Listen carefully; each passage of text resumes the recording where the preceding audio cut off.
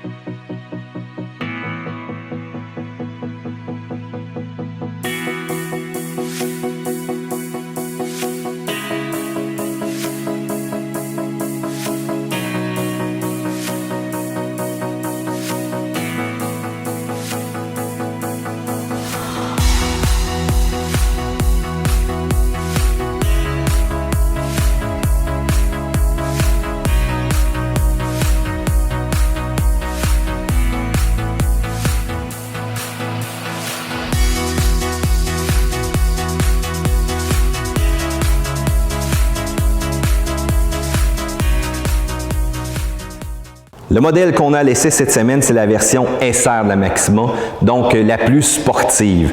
Elle se démarque aussi par les plus grosses roues, des roues de 19 pouces et quelques petites modifications intéressantes au niveau du comportement routier pour celle-ci. L'extérieur de la Maxima, eh bien, on a fait une voiture qui est plus basse, qui est sculptée, qui est fuselée aussi. On a créé un profil vraiment aérodynamique et lorsqu'on regarde le style, c'est extrêmement réussi. Sérieusement, ça arrive très souvent que je mets des photos des véhicules que j'essaie sur Facebook et que dire du look. Tout le monde était unanime, tout le monde a adoré la Maxima et ça, c'est une grosse réussite pour Nissan. Donc, côté design, c'est pas facile de plaire à tout le monde. On le sait, les goûts, c'est subjectif. Mais avec Nissan, on ne s'est pas cassé la tête. On est allé parler aussi aux Blue Angels. Donc ça, c'est des pilotes d'avions de chasse américains qui font des acrobaties. Et on s'est inspiré justement de leurs avions pour créer ce design-là. Et on s'est inspiré aussi pour créer un intérieur qui va être orienté pilote. Vous allez voir tantôt quand on va vous le montrer. C'est quand même assez particulier. Donc, plus basse de 1,3 pouces, plus longue de 2,2 pouces par rapport à l'ancienne version. La partie avant est vraiment en forme de V. Quand on regarde le logo, on regarde aussi la barre de chrome, on regarde la section en dessous avec une petite barre de chrome qui est vraiment discrète. Tout est en forme de V. L'autre chose qu'on remarque aussi, les phares. Les phares en forme de boomerang, ça fait vraiment le côté unique à Nissan et on commence de plus en plus à voir d'autres véhicules de ce manufacturier-là. Ça devient leur signature parce qu'ils sont tous munis de phares comme ça. Puis une petite référence intéressante, à l'intérieur du phare, on a un gravé qui est 4DSC pour 4-Door Sports Car, donc une voiture sportive 4 portes. Belle petite référence. Si vous demandez qu'est-ce qui est arrivé à la lumière ici, eh bien, on a détecté quelques traces d'impact sur le véhicule, malheureusement. Et d'après moi, le phare a probablement ouvert, donc il prend l'humidité. Donc, on espère que ce ne sera pas une problématique qu'on va retrouver sur les autres versions, sur les autres modèles de Maxima probablement que vous allez acheter. Mais vous le savez, les journalistes automobiles, parfois, ne font pas attention aux véhicules. Les montants en C puis liés en C, regardez, on a fait des agencements avec du noir et ça donne un effet un peu d'un toit flottant. Regardez la terminaison ici en arrière. Vraiment unique. On part avec une ligne au-dessus de la lumière à l'arrière. On crée une mini-vague qui disparaît dans la porte ici. Et regardez, même chose pour en avant. C'est quand même assez difficile peut-être de vous le montrer à la caméra comme ça, mais ce qu'il faut dire, c'est que ça a une ligne de côté qui est assez incroyable. Quand on se positionne dans quelques reflets comme ça, regardez aussi dans le bas de la porte, une autre ligne qui est créée, qui va remonter vers la roue arrière. Des styles uniques extérieurs comme ça, on adore littéralement. Si on se déplace un petit peu par l'arrière, on voit à nouveau cette forme boomerang-là et bien entendu la connotation aussi à l'intérieur de la lumière. Je vais me placer un petit peu en angle, c'est difficile à voir. Voilà, donc 4DSC aussi qui est marqué ici comme ça. Au niveau des jantes, ben, je vous l'avais dit, c'est des jantes qui sont 19 pouces, montées sur des Goodyear, donc un pneu qui est asymétrique. J'aurais pensé qu'on aurait mis un pneu un peu plus de performance. Il faut dire bien entendu qu'on veut que ça dure avec 300 forces dans le capot. C'est assez facile de les envoyer en fumée, mais une beauté par rapport à ça. Les miroirs aussi en accent noir piano. Une ligne totalement unique. L'arrière aussi, très réussi. Regardez ça, on retrouve un petit peu la forme en V, mais inversée. Ligne d'échappement double et une couleur qui est quand même assez unique pour celle-ci. Côté style, c'est réussi. Sérieusement, plus je fais le tour, plus je regarde ça. Regardez même la bosse sur le capot présentement. Ça donne un peu un style d'avoir un V8 à l'intérieur et c'est encore plus notable quand on est assis dans le banc du passager. Vraiment, on remarque encore une fois des formes qui sont uniques. Un avion de chasse, une prétention de performance. C'est ce que j'ai hâte de voir tantôt, la minute qu'on va rouler ce petit véhicule-là.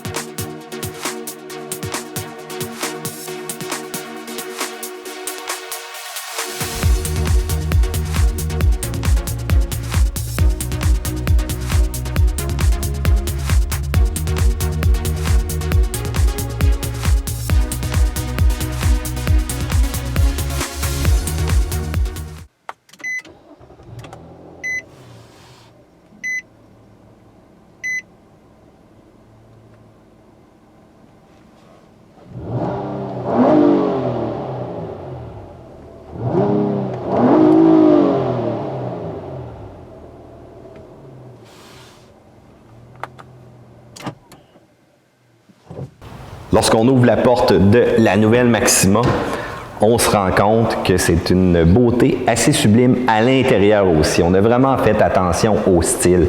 Regardez les matériaux qu'on a utilisés, tant au niveau des cuirs souples, encore une fois de l'utilisation du noir piano, du chrome, les boutons qui font pas du tout cheap, un bon matériau qui est souple, qui va donner quand même un confort, peu importe où est-ce qu'on va vraiment appuyer notre coude.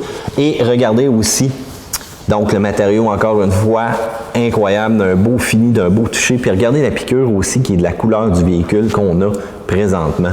Donc ça, c'est vraiment des attentions de style qui sont intéressantes.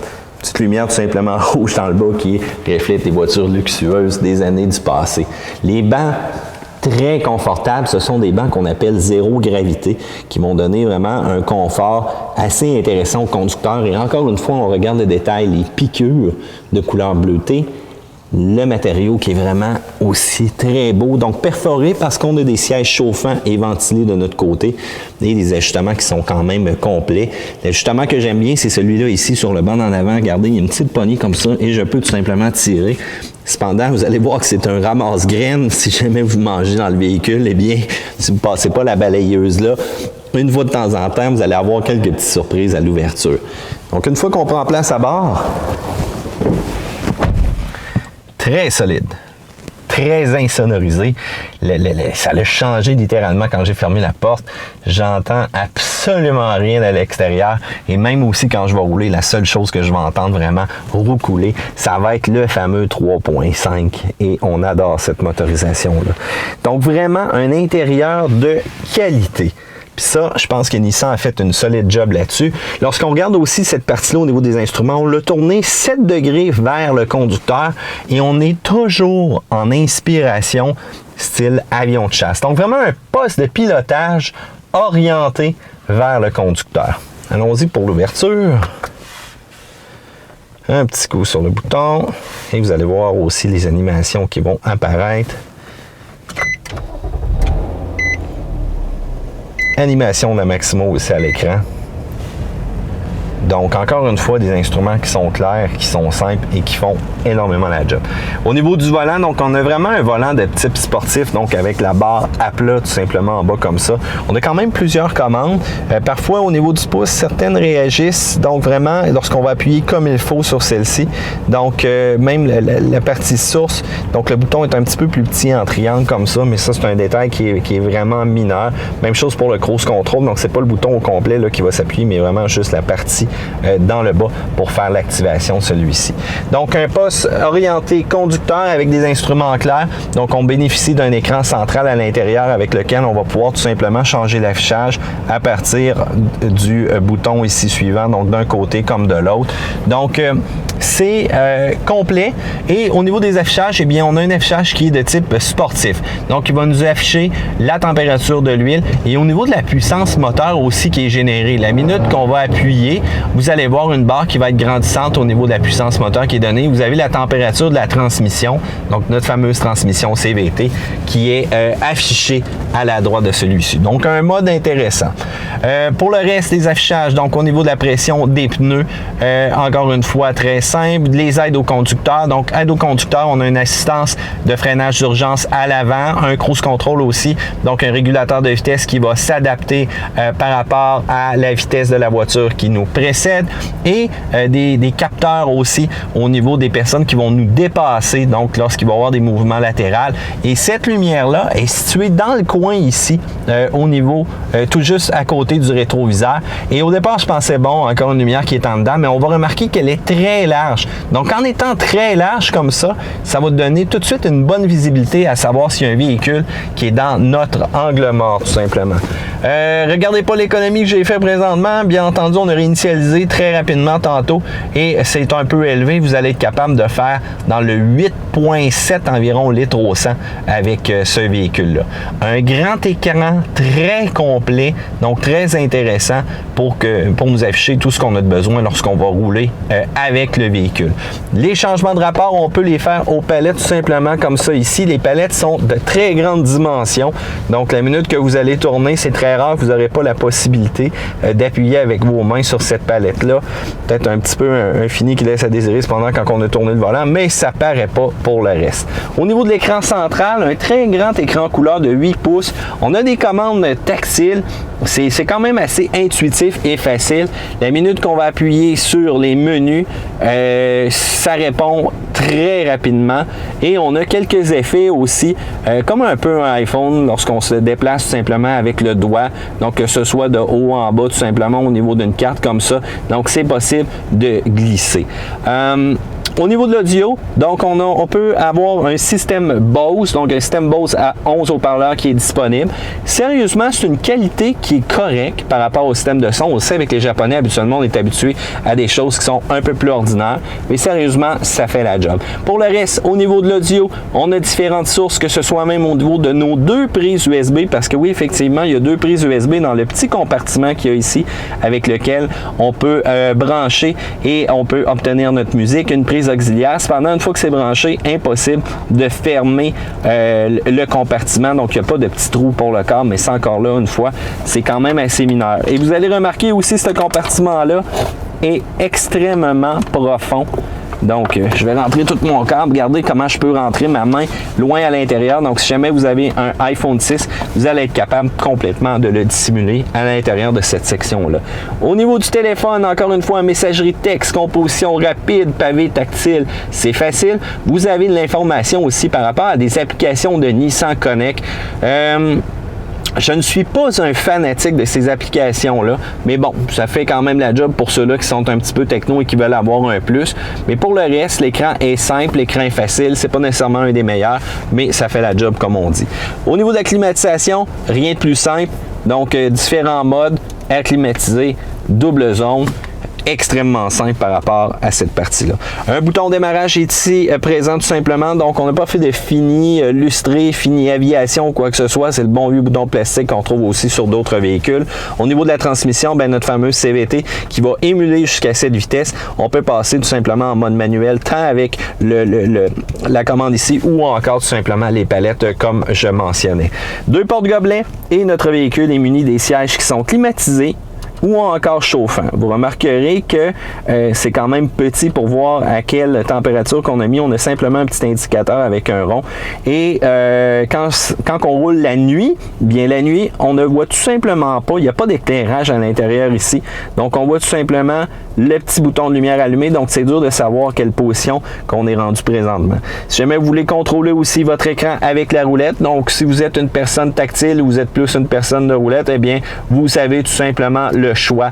Donc encore une fois, donc vous appuyez sur le OK, vous pouvez faire des déplacements dans tous les sens avec cette molette là, et on a notre bouton normal et sport qui va nous permettre de faire un changement très réactif au niveau du véhicule. Même la sonorité à l'intérieur du moteur, on va l'entendre plus en mode sport. Bien entendu, ça répond beaucoup plus du côté de l'accélérateur, et lorsqu'on passe en mode sport, eh bien on va avoir un affichage qui va nous le dire aussi à l'intérieur du véhicule, et c'est à partir de là qu'en faisant OK, on a le fameux affichage au niveau de la puissance moteur qui est livré.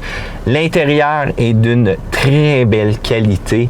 Vraiment, côté finition à l'avant, c'est totalement réussi. Même au niveau du coffre à gants, on a une très bonne dimension.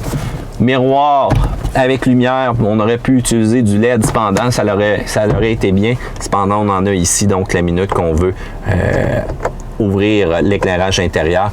Au moins, ça, c'est quand même pas si pire. Allons voir du côté de l'arrière, voir qu'est-ce que ça dit. On va fermer cependant le moteur ici. Je vais vous allumer les lumières pour que vous les voyez aussi à l'extérieur. Je vais en même temps ouvrir le compartiment moteur et notre ami le coffre. Donc au niveau des lumières, je vous l'avais dit, très unique, un style totalement différent. L'effet boomerang vraiment de la barre LED, ça c'est super cool. Et pour le capot, le fameux V6 3.5 de 300 forces, bien disposé. L'ordinateur, cependant, à côté de la batterie. Ça, je suis plus ou moins un fanatique de cette partie-là. Pour l'espace arrière, encore une fois, on retrouve la même qualité de matériaux. Cependant, au niveau de l'espace, c'est un petit peu restreint. Encore là, c'est pas si pire si vous êtes d'un gabarit de taille moyenne. Mais pour ce qui est des personnes à grande taille, toujours un petit peu limite au niveau de la tête, au niveau du dégagement. 2 portes gobelets, climatisation à l'arrière, porte-documents à l'arrière du banc ici. Cependant, encore une fois, des beaux bancs, beaux matériaux, belles piqûres, mais on n'a pas nécessairement d'ajustement pour les jambes comme on avait à l'avant tantôt. Pour le coffre,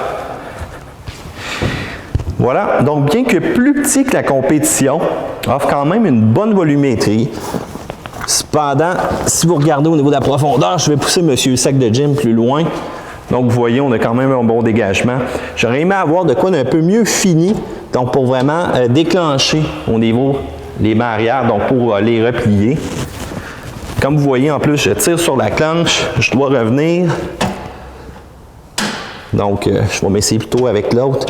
Donc, des fois, il faut se prendre à quelques reprises. Ça, c'est typique de plusieurs voitures. C'est la partie plate.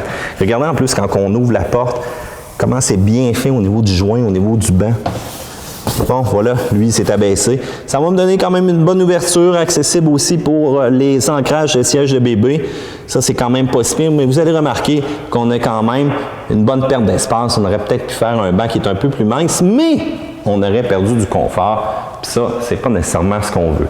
Donc, si on revient au coffre, environ 14,3 pieds cubes de volumétrie, ce qui est quand même bien. Regardez aussi au niveau de l'insonorisation en dessous. Donc, j'ai un tapis. Si je relève, j'ai une autre planche. J'ai du matériau insonorisant qui est un petit peu partout aussi pour accéder à mon pneu de secours. Et Dieu que j'aime bien avoir un pneu de secours et non une trousse là, pour vraiment me dépanner. Ce qui est le fun aussi au niveau du coffre, on a une belle finition. Et regardez au niveau des longerons comme ça ici, quand je vais refermer le coffre.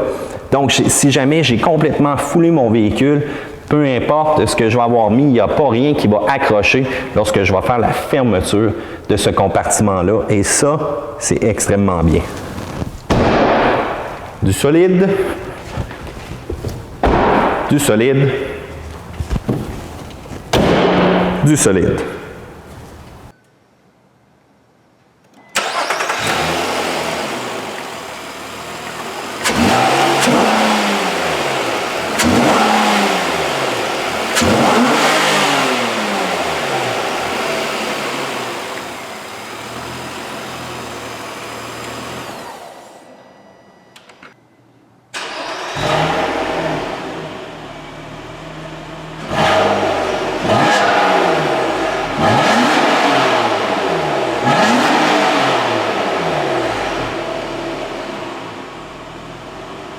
Côté consommation, eh bien, on a une amélioration de 15% par rapport à la version précédente de la Maxima, ce qui est quand même assez notable. Donc, on va parler de chiffres vraiment de 10,9 en ville, 7,8 sur la route pour un combiné de 9,5.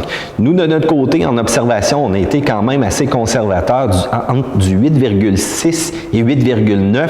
Et bien entendu, on se promenait en mode normal et quand même assez lentement si on veut. C'est sûr que si vous optez pour une conduite ultra sportive, préparez-vous à dépasser le 11 et ce, assez facilement.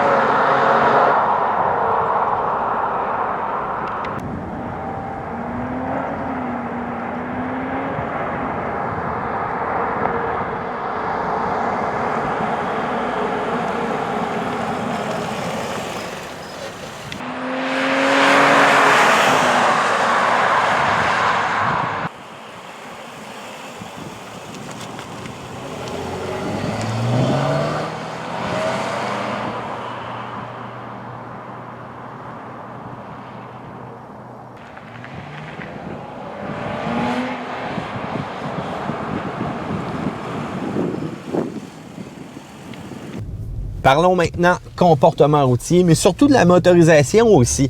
300 forces à 6400 tours minute et on va avoir un couple de 261 livres à 4400 tours minute. C'est sûr que c'est uniquement du suprême qui va dans ce véhicule-là. C'est un moteur de série VQ, le fameux 3.5 litres, qu'on a pas mal redessiné. Puis sa nouvelle boîte Xtronic aussi qu'on a adaptée, c'est vraiment axé sur la performance. Cependant, CVT, performance, moi, c'est toujours deux mots que je trouve qui riment difficilement ensemble. Donnez-moi une bonne transmission automatique, double embrayage, rapide avec les changements à palette. Quand je vais rétrograder, je vais sentir vraiment aussi le frein moteur qui va s'appliquer. Je vais être un petit peu plus en contrôle que présentement cette Xtronic-là. C'est pas qu'elle fait un mauvais travail, c'est tout simplement que le pilote de course un petit peu en moi préfère vraiment avoir une transmission comme ça. Voire même une bonne manuelle, 6 vitesses, ça c'est un classique. Mais encore là, je vais vous dire qu'on enverrait les pneus en fumée littéralement avec la Maxima, ça serait le cas. Le moteur comprend plus de 60% de nouvelles pièces. Et ça, c'est quand même une bonne amélioration. Il faut dire aussi que c'était extrêmement fiable. Ces 3.5-là, c'est littéralement pas tuable. Il faut dire aussi qu'ils sont capables de donner une bonne puissance, une bonne sonorité. C'est quand même notable aussi dans un véhicule comme ça. On a un mode normal et on a un mode sport. La minute qu'on enclenche le mode sport, eh bien, c'est beaucoup plus vivant aussi à l'intérieur du véhicule. On a un affichage sportif qui me montre la puissance et je vais avoir aussi une sonorité qui va être accrue à l'intérieur. Le moteur aussi, on essaie de préserver toutes les pièces, les composantes internes. On a fait des valves qui sont assez spéciales. Donc, on a tout simplement importer ça un peu de la technologie de la GTR qu'on avait. Donc, c'est vraiment des soupapes au sodium. Donc, qu'est-ce qu'on a fait?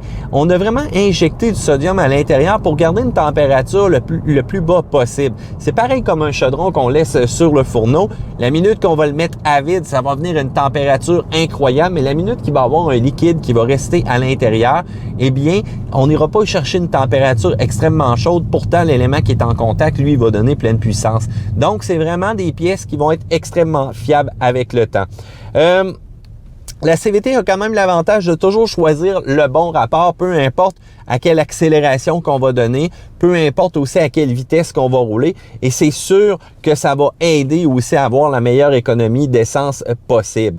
La minute qu'on va être prêt à sortir en virage et qu'on est enclenché en mode sport, cependant, elle va être prête justement à prendre la puissance et à nous tirer au maximum aussi dans la sortie du virage. On a augmenté la rigidité du véhicule, donc on parle de 25% plus rigide aussi, et on a réduit le poids de 82 livres de la voiture. Ça paraît quand même, c'est comme si on enlèverait tout simplement un passager à l'intérieur qu'on traînerait tout le temps. Pour la Maxima SR qu'on a nous autres de notre côté, eh bien c'est suspension indépendante à jambe de force pour celle-ci, montée sur un faux cadre de ressort hélicoïdaux. L'arrière, des multibras indépendants encore une fois aussi. Puis on a mis des amortisseurs, des ZF, des Satch.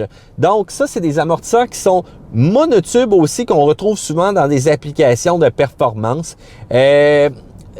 C'est quand même assez impressionnant parce qu'on va avoir aussi des très grosses barres stabilisatrices sur le véhicule, 26 mm à l'avant, 26,5 mm à l'arrière. Donc, l'ASR, la minute qu'on embarque à l'intérieur, on a vraiment un effet beaucoup plus de course. On a même mis un amortisseur de châssis. Donc ça, qu'est-ce que ça va faire? Ça va vraiment éponger toutes les torsions, les vibrations qu'on pourrait avoir au niveau du châssis du véhicule.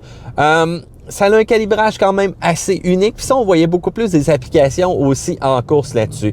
Pour le reste, contrôle dynamique aussi du véhicule. Donc, une fonction qui est comprise à l'intérieur, que la minute qu'on va pousser un peu le véhicule ou encore quand il va avoir des bosses ou quoi que ce soit sur une chaussée qui va être irrégulière, le véhicule va appliquer certaines forces de freinage. Puis ça va être pour garder la meilleure stabilité possible. Parlant de freinage, on en a quand même un excellent sur le véhicule. Faut dire que c'est pas de performance incroyable, mais ça fait quand même la job. 12,6 pouces à l'avant, 12,1 pouces à l'arrière. Donc, arrondi bien entendu là-dessus. C'est un véhicule qui va nous donner de bonnes performances. Ça a quand même une bonne vocation sportive. Mais il faut dire aussi que ce qui est plaisant, c'est d'entendre le fameux roucoulement de ce V6 à 3,5 litres là. J'arrive sur l'autoroute présentement. J'ai même pas besoin de toucher aux palettes. Écoutez bien ça.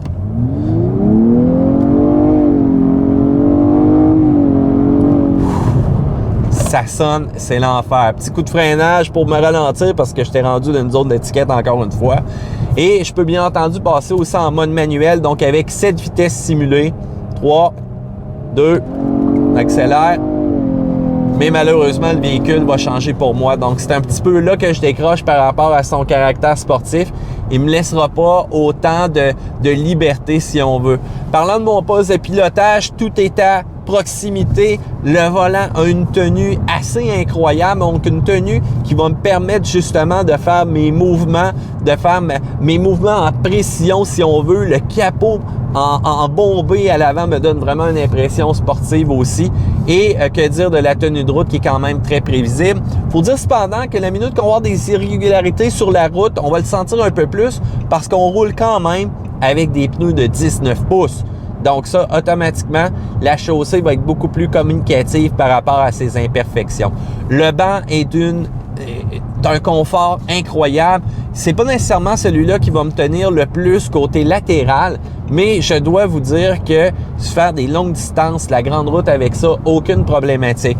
La minute aussi que je vais prendre le petit pouce de plus pour vraiment avoir un appui en dessous de mes jambes, ça c'est très bienvenu, sérieusement. Ça fait la job. Je peux avoir un très bon confort. Les passagers aussi vont être en confort. Le bruit extérieur, on ne l'entend pas de manière proéminente à l'intérieur de la cabine parce qu'on a un système qui va justement aider à réduire ces fameux sons, donc à l'aide du système audio. Et parlant du système audio, eh bien, on a quand même une bonne qualité pour un véhicule de marque japonaise.